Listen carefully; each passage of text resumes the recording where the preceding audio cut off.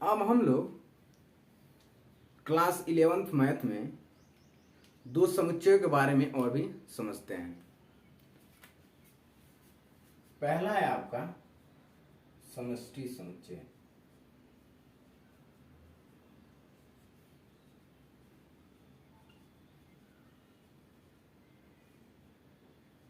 या इसी को आप सार्वत्रिक समुच्चय भी कहते हैं।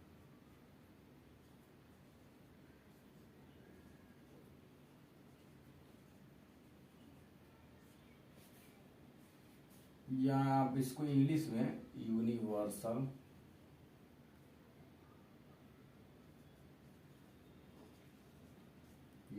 सेट कहते हैं।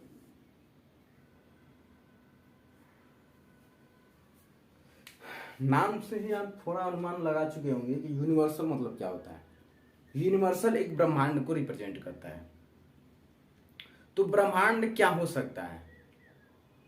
ब्रह्मांड में जो भी चीजें हैं वो आपको पता है। अगर कुछ चीजें नहीं भी पता है, हम इस ब्रह्मांड की बात नहीं कर रहे हैं जो पूरे हम जिसमें हम लोग रहते हैं या जिसमें जो ग्रह हैं, नक्षत्र हैं, सारे, हम उसी ब्रह्मांड की नहीं बात कर रहे हैं। ब्रह्मांड से हमारा मतलब ये है कि जैसे अगर 1 से 100 तक आप गिनती लें, अगर इसमें से आप 1 2 3 4 5 6 7 इस तरह से कुछ फाइनाइट नंबर्स जो आपको पता है वो इसमें से आप 1 से 100 तक में से निकाल लीजिए। जो आपने ये एक सेट बनाया है, ये जो आपने निकाल के एक सेट बनाया है, इस सेट के लिए ये जो आपके पास दिया गया फाइनाइट नंबर्स हैं। फाइनाइट नंबर क्यों? क्योंकि ये 1 से 100 तक है। और फाइनाइट उसको कहते हैं जिसमें आपको अवयवों या आंकड़ों के बारे में पता होता है। ये 1 से 100 तक जो हमारे पास फाइनाइट नंबर हैं, इनमें से आपने एक सेट निकाला 1 2 3 4 5 6 7, इसमें से कुछ नंबर्स आपने निकाला। तो इस नंबर्स के लिए ये जो आपके पास डाटा दिया हुआ है, ये एक यूनिवर्सल सेट का काम करेगा। दूसरा एग्जांपल ले लीजिए। जैसे दूसरा क्या? दूसरा ए से ए टू जेड तक आपको दिया हुआ है। ABCDEFGHIJKLMNOPQRSTUVWXYZ, यहां से ए से जेड तक आपको दिया हुआ है। इसमें से आप निकालिए कुछ लेटर्स को, जैसे EFGHIJ।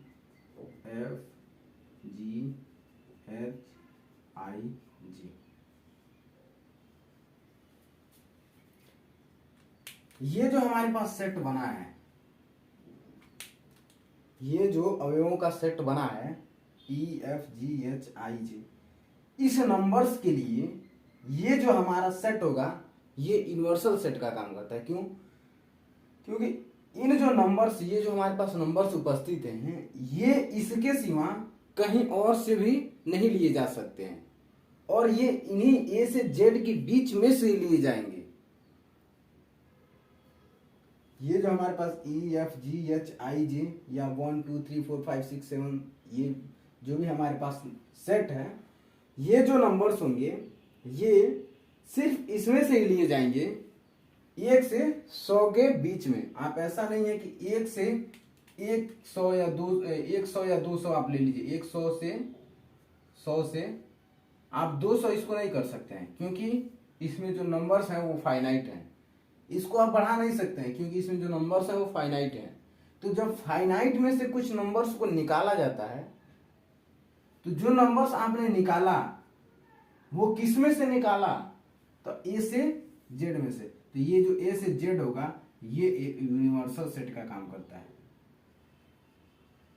ये एक यूनिवर्सल सेट का काम करता है। इसको एक और तरीके से समझिए। जैसे हमारे पास ये एक गोला है, इसमें बहुत सारे छोटे छोटे गोले हैं। इसमें बहुत सारे छोटे छोटे गोले हैं, लेकिन इतने हैं कि आपको पता है कि इसमें कितने छोटे छोटे गोले हैं। ठीक, ये एक बड़ा गोला हो गया।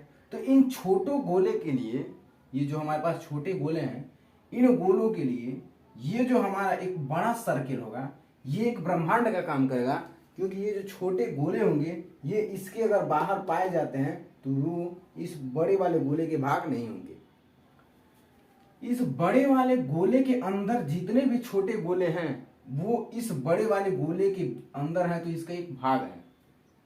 और आप जब इनमें से 4-5 या जितना भी चाहते हैं यदि निकालते हैं, सपोज दैट इसमें से हम इतना निकाल लेते हैं बाहर, तो जब आप इसमें से इतना निकाल लेंगे, 1 2 3 4 5 इतना निकाल लेंगे, तो निकाला किसमें से? इस बड़े वाले गोले में से।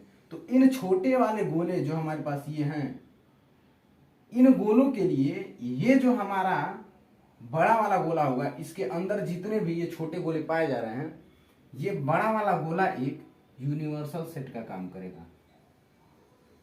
ये एक यूनिवर्सल सेट का काम करेगा। तो यूनिवर्सल सेट होता क्या है? सार्वत्रिक समुच्चय होता क्या है? सार्वत्रिक समुच्चय एक ऐसा समुच्चय होता है जो एक निश्चित संदर्भ में दिए गए, निश्चित संदर्भ मतलब ये जो हमारे पास जो भी अवयव हैं ये निश्चित हैं, निश्चित संदर्भ में से दिए गए कुछ समुच्चयों को निकालने पर जो हमारे पास पहले वाला समुच्चय मिला वो एक यूनिवर्सल सेट का काम करता है। एक निश्चित समुच्चय दिए होने पर उसमें से कुछ अवयवों को निकालकर उसका एक सेट बनाएं, तो इस नए सेट के लिए ये जो हमारे पास पुराना सेट होगा जो फाइनाइट नंबर्स वाला, वो एक यूनिवर्सल सेट का काम करता है। इसी तरह से यहाँ पे, इसी तरह से यहाँ पे। तो ओवरऑल फाइनाइट जो हमारे पास यूनिवर्सल सेट होता है ये एक फाइनाइट नंबर से मिलकर बना होता है, जिसमें अवयव के बारे में आपको पता होता है, और उसमें से आप कुछ अवयव को निकाल लेते हैं और उनका एक अलग सेट बनाते हैं। तो जो आपने नया सेट बनाया, उन नए सेट के लिए जो आपके पास पुराना सेट होता है जहां से आपने अवयवों को निकाला है, वो एक यूनिवर्सल सेट होता है। ठीक, एग्जाम्पल के लिए आप समझ ही गए हैं कि 1 से 100 के बीच में यदि आप इतने नंबर्स को निकालते हैं तो इन नंबर्स के लिए ये जो होगा ये एक यूनिवर्सल सेट का काम करेगा। इसी तरह से A से Z में से यदि आप इतने समुच्चयों को, इतने अवयवों को निकालते हैं और इसका एक सेट बनाते हैं, तो इस सेट के लिए ये जो हमारा पहले वाला A से Z तक जिसमें से आपने इन अवयवों को निकाला है, ये एक यूनिवर्सल सेट का काम करता है। सेम इसके बाद हम लोग समझते हैं पावर सेट और घात समुच्चय के बारे में। यहीं पे आपका समुच्चय का कॉन्सेप्ट समाप्त हो जाएगा। समुच्चय के बारे में हम लोग क्लास 11 में टोटल पढ़ लेंगे। उसके बाद हम लोग समझेंगे वेन डायग्राम के बारे में। उसके बाद हम लोग एनसीईआरटी का एक एक क्वेश्चन को सॉल्व करेंगे।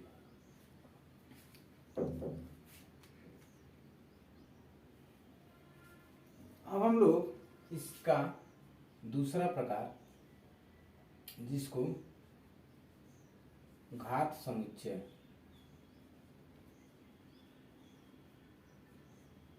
या इसी को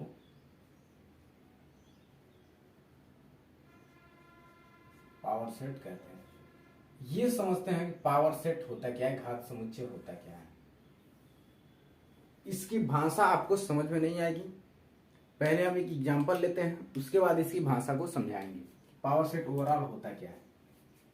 जैसे हमारे पास ये एक समुच्चय है A, और इसमें मान लीजिए हमारे पास 3 अवयव हैं, 1 2 3।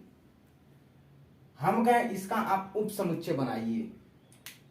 ये क्या है?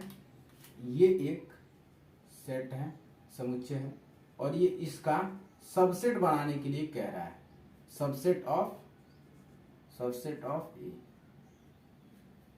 जब आप A का उप समुच्चय बनाएंगे तो हमने आपको उप समुच्चय बनाने के लिए बताया था कि इसका प्रत्येक अवयव यदि आप उसको डिफरेंट करके लिखते हैं तो वो एक उप समुच्चय का काम करता है। कैसे? ये जो हमारे पास 1 2 3 है, इसमें सबसे पहले आप 1 को एक सबसेट के रूप में लीजिए, उसके बाद आप 2 को एक सबसेट के रूप में लीजिए, इसी तरह से आप 3 को ले लीजिए। ये तो हमारे पास ये इसका सबसेट बन गया। ओवरऑल सबसेट होता क्या है? सबसेट होता क्या है, हमने आपको बताया था कि आपके पास जो भी सेट दिया है, यदि आप उसमें से कुछ अवयवों को निकाल लेते हैं, तो आपने जो कुछ अवयवों को निकाला ये एक सबसेट होता है किसका, जो आपके पास दिया गया सेट था। आपने ये जो आपके पास दिया गया सेट था, इसमें से आपने कुछ अवयवों को अलग अलग करके निकाला। यहाँ पे हम कॉमा लगाते जा रहे हैं जिससे आपको पता चले कि ये अलग अलग है। पहली बार आपने 1 लिया, दूसरी बार आपने 2 लिया, तीसरी बार आपने 3 लिया। नेक्स्ट टाइम आप क्या कीजिए, 1 और 2 को एक साथ ले लीजिए, 1 और 2, ये भी एक सबसेट का काम कर रहा है। नेक्स्ट टाइम आप क्या कीजिए, 2 और 3 ले लीजिए,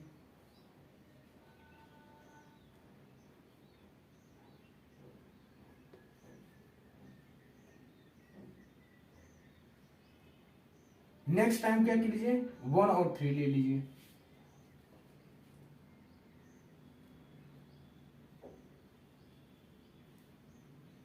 नेक्स्ट टाइम क्या कीजिए, 1 2 3 तीनों ले लीजिए,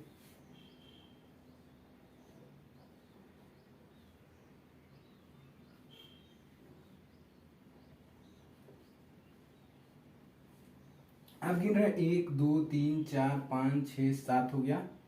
यहाँ पे आप कॉमा लगाते जाइए जिससे आपको पता चले कि आपने किसको किसको एक साथ लिया है। और यहाँ पे अंत में एक फाई ले लीजिए। फाई क्यों? क्योंकि फाई प्रत्येक समुच्चय का उपसमुच्चय होता है। आप कोई भी समुच्चय लीजिए, उसका एक जो उपसमुच्चय होगा वो फाई हमेशा होगा। अब आप अवयवों को काउंट कीजिए, आप काउंट कीजिए तो क्या मिलेगा आपको, 1 2 3 4 5 6 7 और ये 8। तो आप देख रहे हैं कि ए में जो हमारे पास 3 अवयव थे, वहीं आपको सबसेट में आपको 8 अवयव मिल रहे हैं। तो घात समुच्चय होता क्या है? यदि आपके पास समुच्चय ए दिया हुआ है तो इस समुच्चय के उप समुच्चयों का सेट, मतलब आपके पास ये जो समुच्चय ए दिया हुआ है, इसके उप समुच्चयों का जो समुच्चय है, ये एक पूरा समुच्चय है। तो ये जो आपके पास इस अवयव 1 2 3 के उप समुच्चयों का जो समुच्चय, उप समुच्चय ये टोटल नंबर आ जाएंगे, ऐसे ब्रैकेट्स में जो अलग अलग लिखे हैं ये उप समुच्चय का काम करेंगे। और जब आप इनको सबको एक ब्रैकेट्स के साथ लिख देते हैं, ये भी एक समुच्चय का निर्माण करते हैं। तो आपके पास जो समुच्चय ए दिया हुआ है, इसके उप समुच्चयों का समुच्चय एक पावर सेट कहलाता है, और इसको पी ए से लिखते हैं, और इसको पी ए से लिखते हैं। ठीक, हम भाषा ही लिख लेते हैं। समुच्चय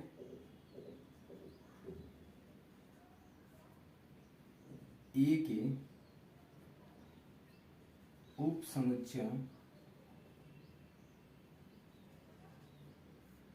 समुच्चय ए के उप समुच्चयों का समुच्चय घात समुच्चय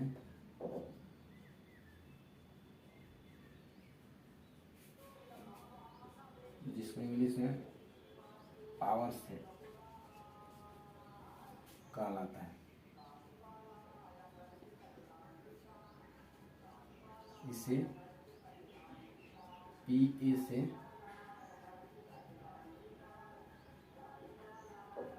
लिखते हैं।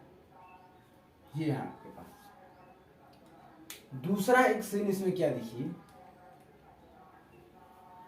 यदि आपको ए सेट दे दिया जाए और आपको इसका पावर सेट निकालना है, तो आप इतना बड़ा न लिख के दूसरा काम क्या कर सकते हैं कि आपके पास 1 2 3 और 2 पे पावर जब आप 3 करेंगे, 2 पे पावर 3 करेंगे तो मिलेगा क्या, तो 2 गुणे 2 बराबर 2 दूना 4 दूना 8।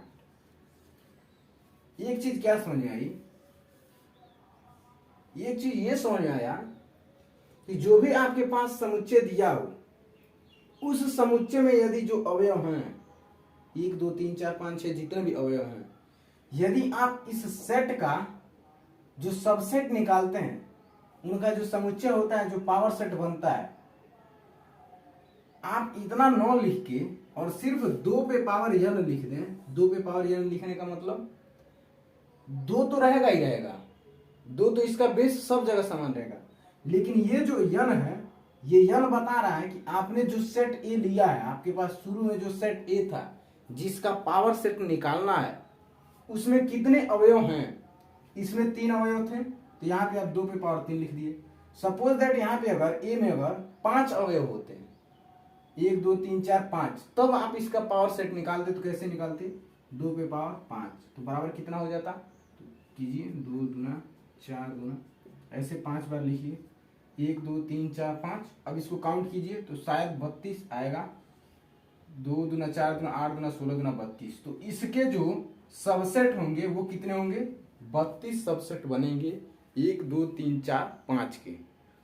तो ये जो बनने वाला 32 सबसेट है, ये पावर सेट होगा किसका? A का। तो ये जो हमारे पास 8 था, 2 पे पावर 3, 2 गुणे 2 गुणे 3, ये जो आपके पास पावर सेट था ऑफ A का, पावर सेट ऑफ A, ये पावर सेट A का उप समुच्चय था 8, जो कि आपने देख लिया कैसे बना।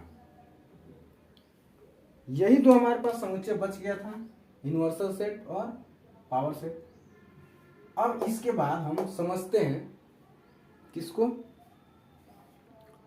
इंटरवल्स को। आप इसके जगह पे अगर लिखना चाहें तो लिख सकते हैं, यदि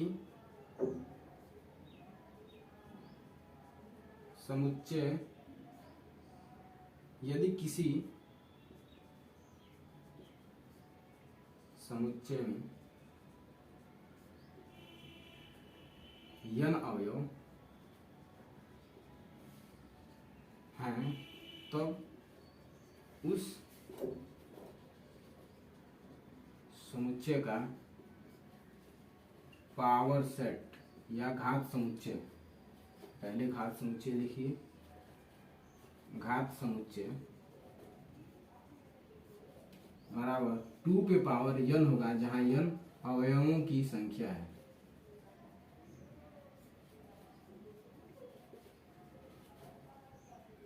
ये है हमारे पास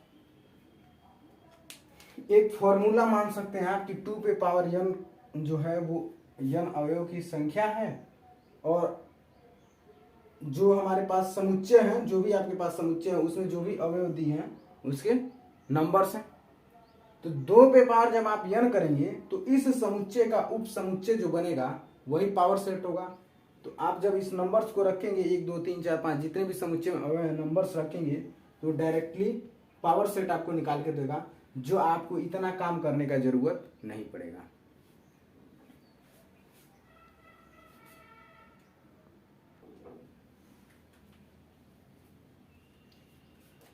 अब हम यहीं पे समझते हैं इंटरवल्स के बारे में।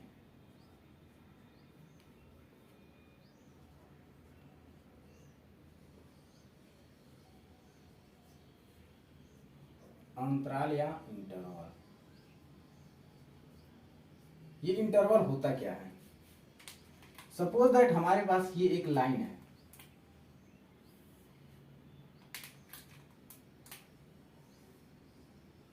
यहाँ पे 0 है, और इसके आगे पीछे -1 -2 -3 -4 1 2 3 4 5, ऐसे इनफाइनाइट तक कुछ सीरीज चलता जाएगा। आप देख रहे हैं कि इसमें ये जो हमारे पास 1 से 2 के बीच में जो हमारे पास खाली जगह है, उसमें भी बहुत सारे कुछ नंबर्स होंगे, क्योंकि ये जो हमारा लाइन मिलकर बना है, ये एक परिमेय और अपरिमेय संख्याओं से मिलकर बना है। इसमें वो इस लाइन पे वो सारे नंबर्स होंगे जो आपको पता है। जो आपको नहीं पता है वो भी होगा, लेकिन वो इनफाइनाइट की डायरेक्शन में होगा। आप इस लाइन पे जितने भी नंबर सोच सकते हैं सोचिए, वो एक आपको या तो परिमेय होगा या अपरिमेय होगा। यदि इसके सिवाय भी अगर कुछ होता है वो रियल नंबर में आएगा। तो ये जो आपकी लाइन है ये क्या है, वास्तविक संख्या है।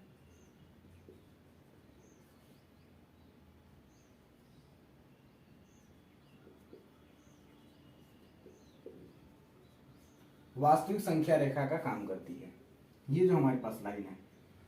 और इस लाइन में आप ये जो देख रहे हैं यहां से यहां तक की दूरी, या यहां से यहां तक की दूरी, या यहां से यहां तक की दूरी, या आप दो को तीन को एक साथ लीजिए यहां से यहां तक, या आप यहां से स्टार्ट कीजिए और यहां तक आइए, या आप आगे चले जाइए। ये जो भी आपके पास नंबर्स के बीच में ये जो खाली स्थान दिख रहे हैं और आपने कहां से कहां तक लिया, ये एक इंटरवल होता है।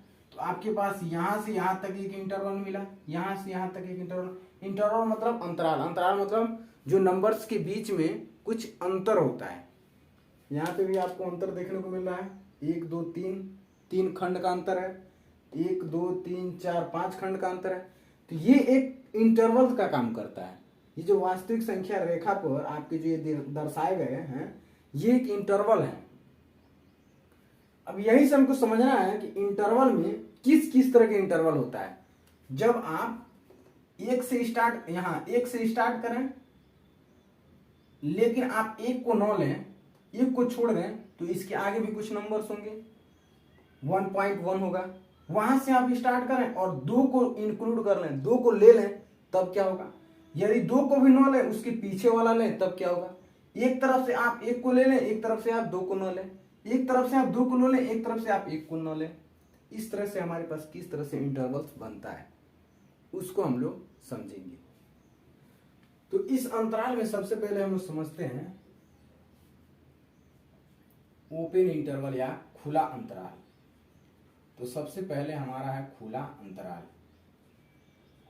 अंतराल क्या होता है, अंतराल वास्तविक संख्या रेखा होती है जिस पे परिमेय अपरिमेय सभी संख्याएं दर्शाई गई होती हैं।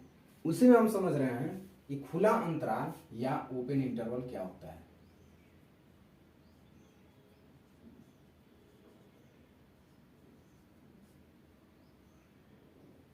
ठीक, अब हम इसको मिटाते हैं, उसके बाद हम आपको समझाते हैं।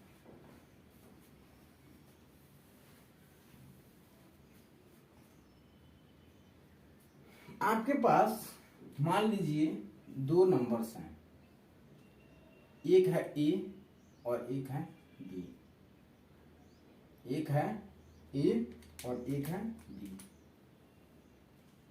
ये ए है ये बी। इसके बीच में कुछ इस तरह का साइन है। इस साइन का मतलब क्या होता है, इस साइन का मतलब होता है कि इसका जो मुंह जिधर खुला है वो बड़ा है और इसका मुंह जिधर बंद है वो छोटा है। यदि आप यहीं पे बराबर साइन लगा दें तो इसका मतलब ये ए जो है ये बी से या तो छोटा है और नहीं तो इसके बराबर है। यदि आप इस साइन को 2 जगह लिखें, कैसे, एक तो आपको ये मिला ए से बी, मतलब बी से छोटा है क्या ए, ये रिप्रेजेंट कर रहा है जिधर खुला हुआ मुंह है बड़े को तो बी बड़ा है, और जिधर बंद मुंह है इसका ये जो मुंह देख रहे हैं ये वाला, ये मुंह बंद है, तो इधर जो नंबर्स हैं वो छोटे हैं।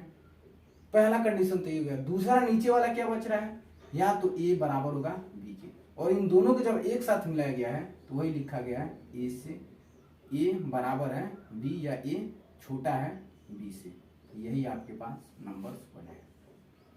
ये साइन आपको समझ में आ गया होगा। यदि ये साइन समझ में आ गया है तो अब हम इसके आगे स्टार्ट करते हैं, समझते हैं।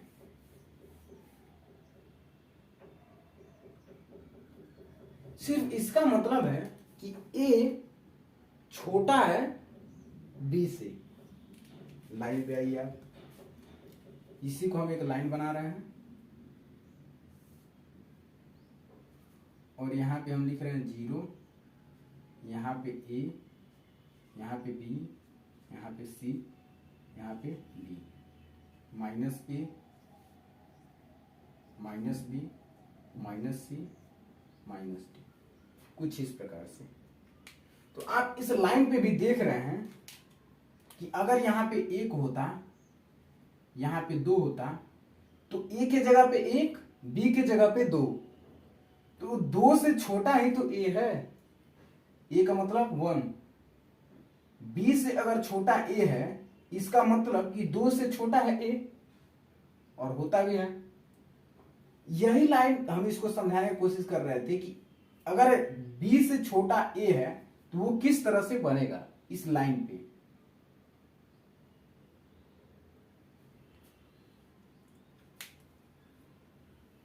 अब हम इस लाइन को मिटाते हैं। ये जो हमारे पास ये छोटा है B से, इसके बीच में भी तो बहुत सारे नंबर्स होंगे। अगर ये लाइन था, ये A था, ये B था, तो इसके बीच में बहुत सारे नंबर्स होंगे। तो इन नंबर्स में ये जो सेट बनेगा, मान लीजिए कोई सेट X बन रहा है, तो X कैसे लिख सकते हैं आप इस टर्मिनोलॉजी में? इसको लिए आपको लिखने के लिए क्या करना पड़ेगा?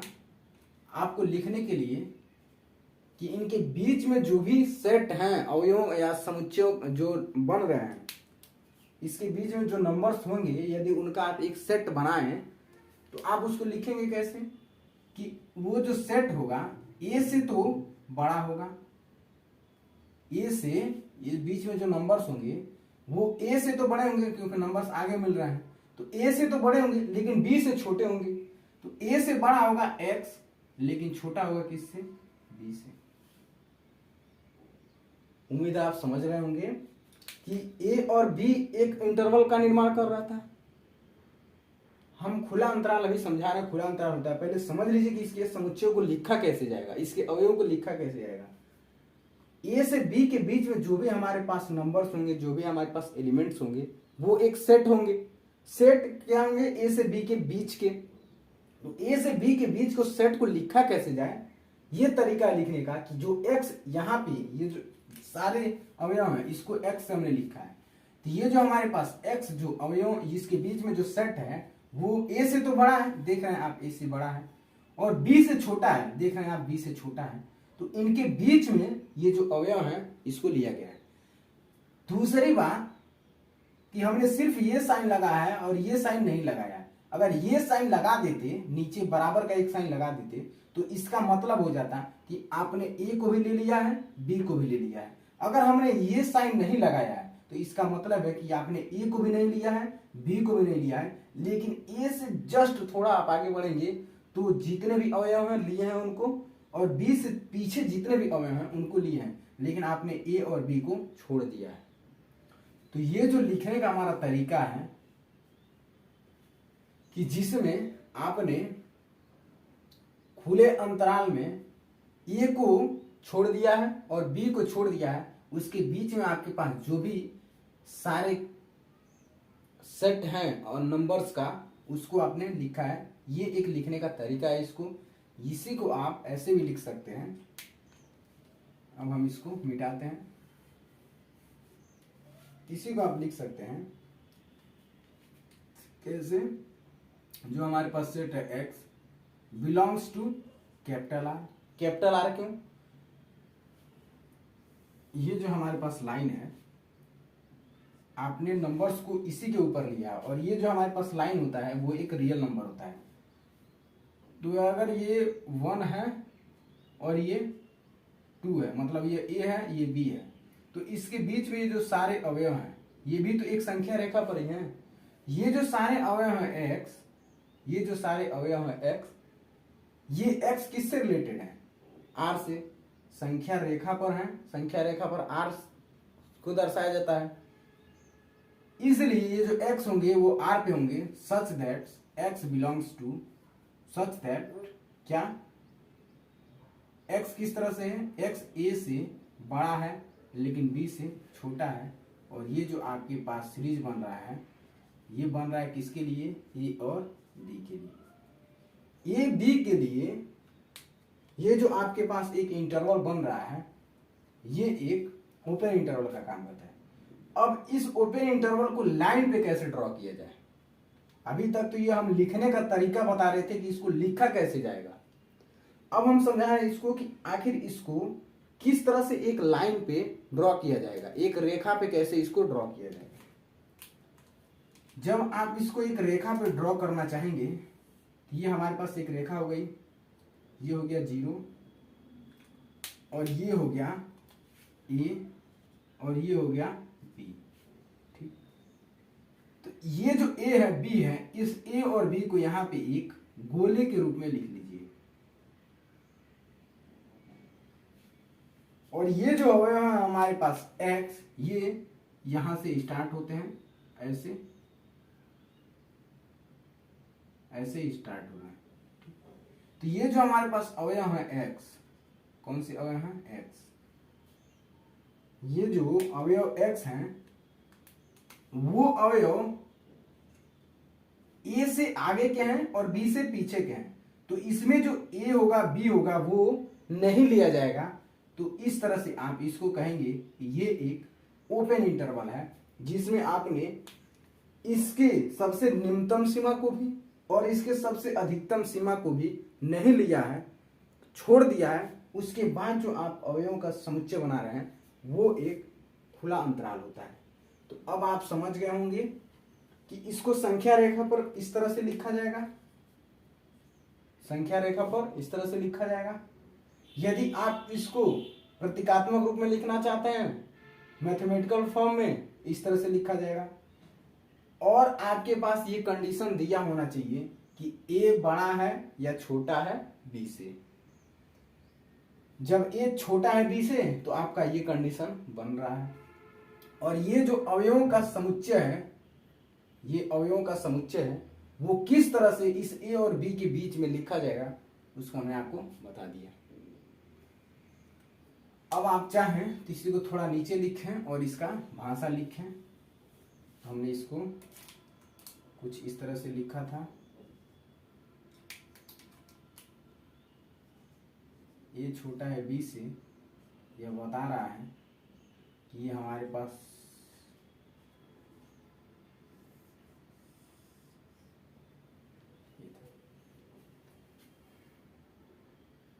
यदि दो संख्याएं A तथा B इस प्रकार है कि A छोटा है B से, तब उनके बीच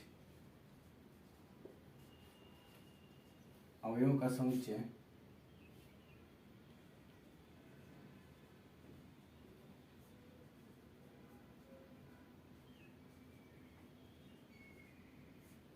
उनके बीच के अवयवों का समुच्चय जो X होगा, जिसमें A तथा B को नहीं लिया गया है, A तथा B के अवयव को, A तथा B को नहीं लिया गया है, मतलब इसकी जो भी सीमाएं हैं A और B उसको नहीं लिया गया है, तब ये जो आपके पास इंटरवल है, तब A तथा B को खुला अंतराल